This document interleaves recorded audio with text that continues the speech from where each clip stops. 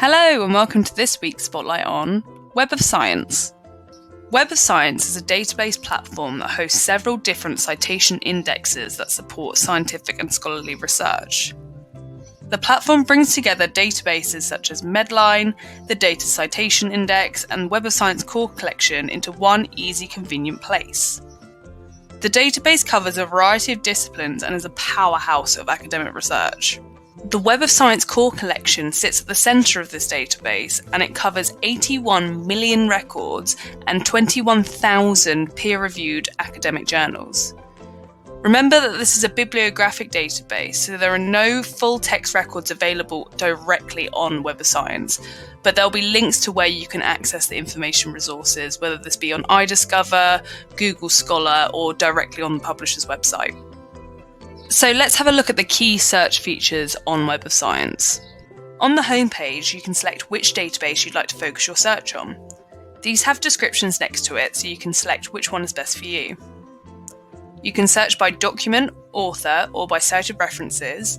Simply choose which field you'd like to search in and type in your search terms accordingly.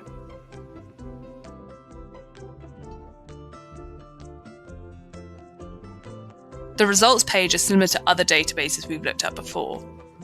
The resources themselves will be in the middle of the screen, and there will be links taking you directly to the full text of the resource. On the left-hand side is a refined search bar where you can search within the results or filter it by publication date, document type, Web of Science category, and so on.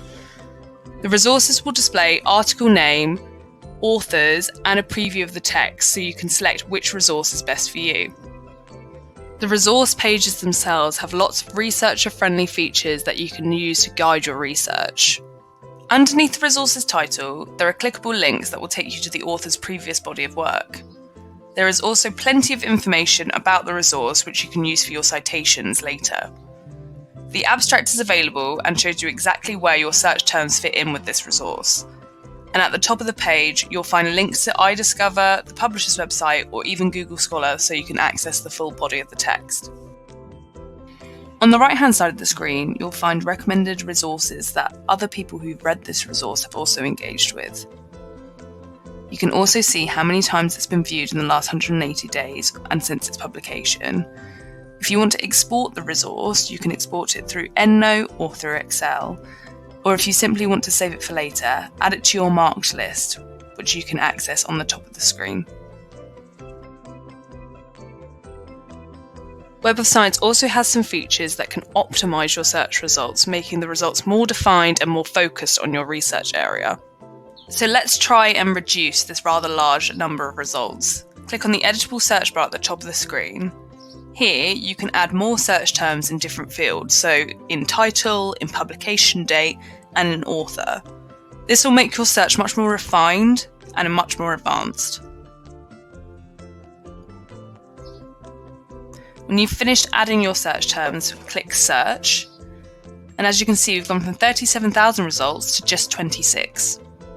The Analyze Results feature is great for large literature reviews when you want to quickly identify the trends within your research area.